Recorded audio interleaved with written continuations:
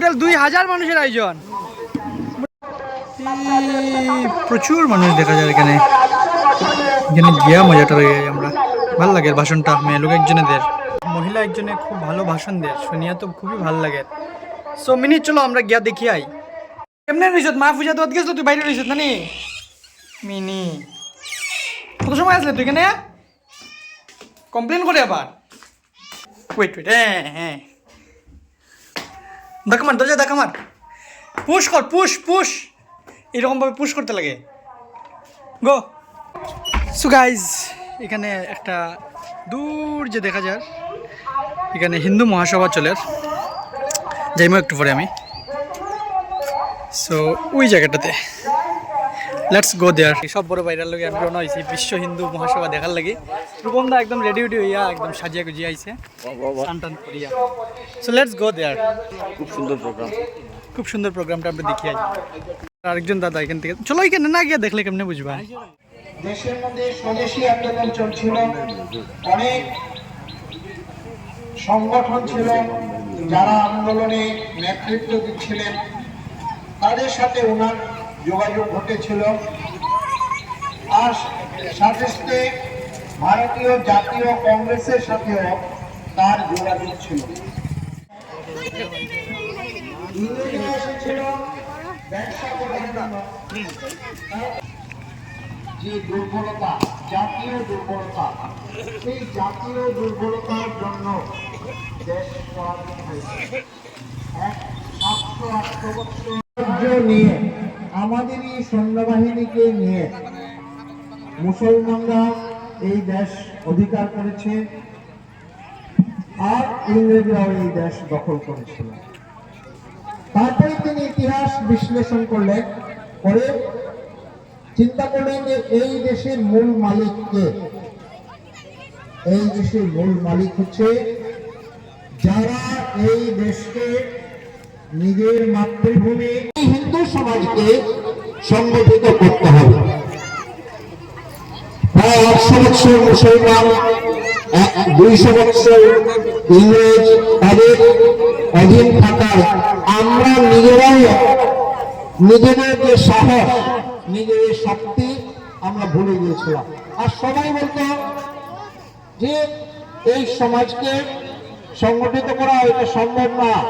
হিন্দুরা সব ভালো, খুব ভালো মানুষ, তারা অন্যের চাকরি করতে তারা খুব ভালোবাসে, অন্যের কাজ করতে তারা খুব ভালোবাসে, কিন্তু নিজের জন্য কিছু করতে তারা ভয় পায়।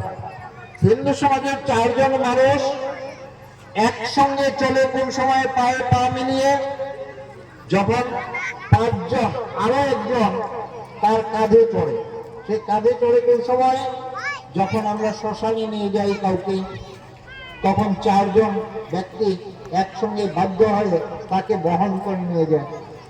তো এইটাই বলতে যে হিন্দু সমাজে এছাড়া এক জায়গাতে সমাজকে একসাথে নিয়ে আসা সম্ভব না। সব আমরা বুঝি, আমরা তত্ত্বজ্ঞান খুব ভালো দিতে পারি।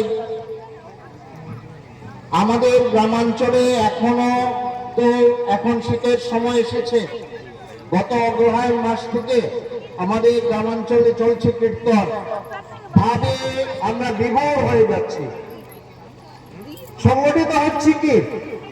আমরা কীর্তনের মধ্যে ভাবে বিভোর, সংগঠিত হচ্ছি না। আমরা দুর্গাপূজা করেছি, দুর্গাপূজা করার সময়ে মা দুর্গার পূজা করেছি আমরা, কিন্তু তখনও মা দুর্গা যে রূপ সেটা আমরা দেখিনি। মা দুর্গার হাতে যে অস্ত্র আছে, সেই অস্ত্রের কথা আমরা চিন্তা করিনি।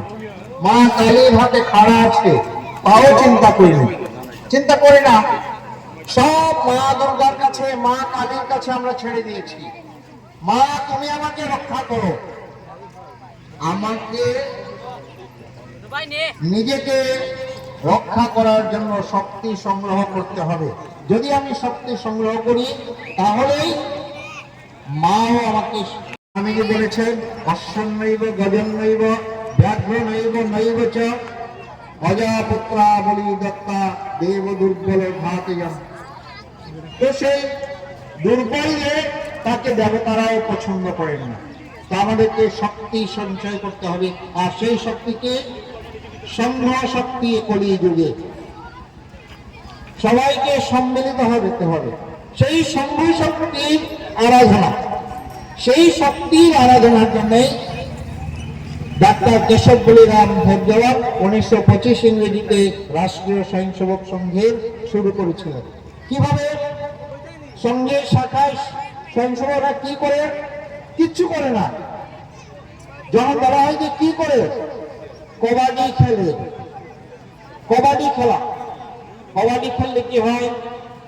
টিম স্পিরিট জাগে। মুরব্বী এখানে গিয়ে বইতো সামাজিক সমস্যা যেটা কিসের ব্যাপারটা দেখে আই 1925 ইংরেজিতে টোটাল কত টাকার আয়োজন করা হইতেছে? কত টাকার আয়োজন? টোটাল 2000 মানুষের আয়োজন। মোটামুটি কত টাকা উঠাইব? 20-25 টাকা হয়ে গেছে। আমি শুনলাম ট্রাক দিয়া সবজি কাটিয়া না হয়েছে, এখানে রাখা হয়েছে না? সবজি প্রায় 50% ইউজ হয়ে গেছে না? 20% রয়েছে। আচ্ছা, অলরেডি রেডি হয়ে গেছে খিচুড়ি না? ও আলু ভাজাও সঙ্গে। লোকেশনটা কিন্তু মারাত্মক সুন্দর।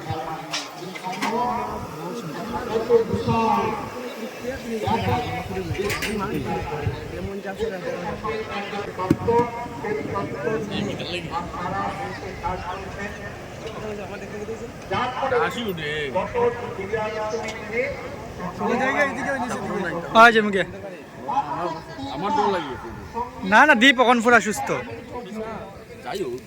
দীপ পুরা সুস্থ। চলো যাই গিয়ে আমরা।